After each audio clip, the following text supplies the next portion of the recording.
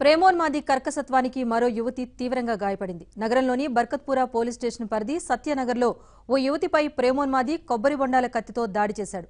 దీంతో యువతి తీవ్రంగా గాయపడింది. గాయపడిన యువతిని మలక్పేటలోని యశోదా హాస్పిటల్కు తరలించి చికిత్స అందిస్తున్నారు.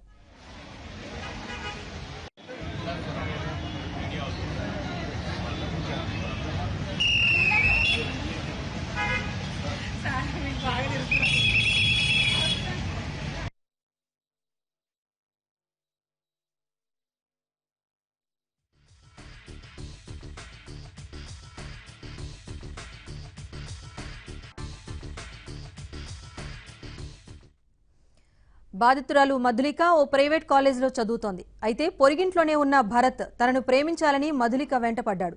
ఈ విషయం తన తల్లిదండ్రులకు మధులిక చెప్పింది. దీంతో జనవరి నెలలో షీ టీమ్స్ కు ఫిర్యాదు చేశారు. అయితే భరత్ కు పోలీసులు కౌన్సిలింగ్ కూడా ఇచ్చారు. అయినప్పటికీ అతనిలో మార్పు రాలేదు. తనపై పోలీసులకు ఫిర్యాదు చేస్తారా, తననెందుకు ప్రేమించటం లేదని మధులికను వేధించటం మొదలుపెట్టాడు.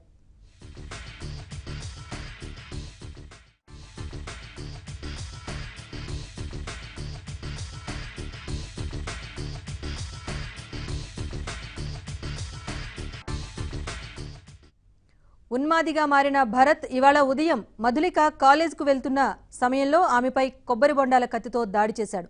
మధులిక తప్పించుకునే ప్రయత్నం చేస్తూ ఉండగా ఆమె వెంట పరిగెత్తి కత్తితో విచక్షణరహితంగా దాడికి పాల్పడ్డాడు. బాధితురాలికి మెడ భాగంపై తీవ్రంగా గాయమైంది. చేతి 4 వేళ్లు తెగిపోయాయి. మధులికకు తీవ్ర రక్తస్రావం కావడంతో కుటుంబ సభ్యులు ఆందోళన చెందుతున్నారు.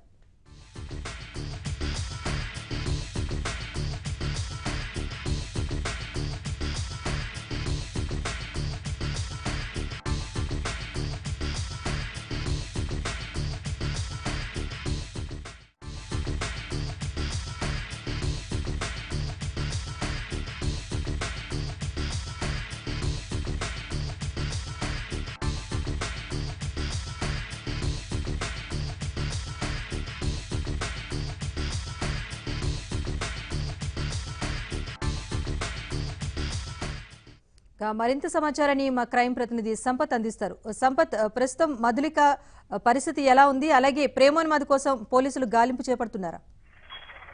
ప్రస్తుతానికి మధులిక యశోదా ఆసుపత్రిలో చికిత్స పొందుతుంది. ఆమెకు 3 చోట్ల గాయాలైనట్టుగా కూడా సమాచారం ఉంది. అందుకు సంబంధించి ఆసుపత్రి వైద్యులు పూర్తి స్థాయిలో చికిత్సను అందిస్తున్నారు. ఎమర్జెన్సీ వార్డులో ఉంచడం జరిగింది. ఆమెకు 3 చోట్ల ఏదైతే భరత్ అనే యువకుడు కత్తితో కొబ్బరి బొండాలో ఉన్నటువంటి కత్తితో దాడి చేసినటువంటి నేపథ్యంలో తీవ్రమైనటువంటి గాయాలయ్యాయి. వారిగా రక్తస్రావం కూడా కావడం జరిగింది. ఈ నేపథ్యంలోనే ఆమెకు వైద్యుల పర్యవేక్షణలో చికిత్స కొనసాగుతుంది. 3 సర్జరీలు చేయాల్సినటువంటి అవసరం ఉందని చెప్పేసి కూడా ఆసుపత్రి వర్గాలు చెప్తున్నాయి. సీరియస్నెస్ ను బట్టి ఎన్ని రోజుల పాటు ఆమెను ఆసుపత్రిలో ఉంచాల్సినటువంటి అవసరం ఉంటుందనేటువంటి తర్వాత చెప్తామంటూ ప్రస్తుతానికి మధులికను ఎమర్జెన్సీ వార్డు నుంచి ఐసీయూకు షిఫ్ట్ చేయడం జరిగింది. ఐసీయూలో ఆమెకు శస్త్రచికిత్స చేస్తున్నారు. ఎందుకంటే అయినటువంటి గాయాలకు సంబంధించి కొంత కండరాలు దెబ్బతినడము, నరాలు కూడా తెగిపోయినటువంటి పరిస్థితి ఉన్నటువంటి నేపథ్యంలోనే ఈ చికిత్సలన్నీ చేస్తున్నామంటున్నారు. ఆమె ఈ మొత్తంగా ట్రీట్మెంట్ అయిన తర్వాత సర్జరీస్ అన్ని అయిపోయిన తర్వాత ఆమెకు సంబంధించి ఆరోగ్య పరిస్థితి కానీ ఇతర కారణాలు ఎలా ఉన్నాయి, ఏ మేరకు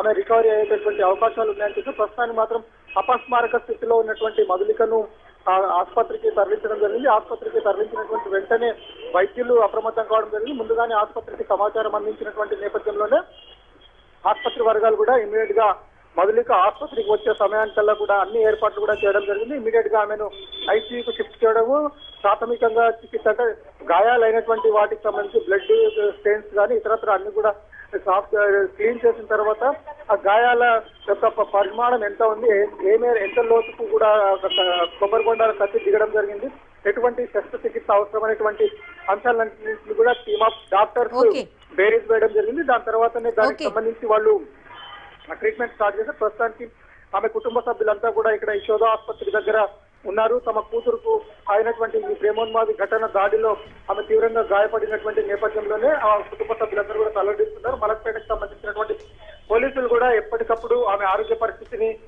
వైద్యులతో అడిగి తెలుసుకోవడం జరుగుతుంది. ప్రస్తుతానికి భరత్ పరారీలో ఉన్నట్టుగా పోలీసులు చెప్తున్నారు. మరి సీసీ కెమెరాల ఆధారంగా అన్ని రూట్లలో కూడా భరత్ పాల్పడినటువంటి అంశాలన్నింటినీ కూడా తాము పరిశీలించి తర్వాత భరత్ ని అదుపులోకి తీసుకున్నటువంటి ప్రయత్నాల్లో ఉన్నామని పోలీసులు చెప్పడం జరుగుతుంది. ఓకే సంపత్.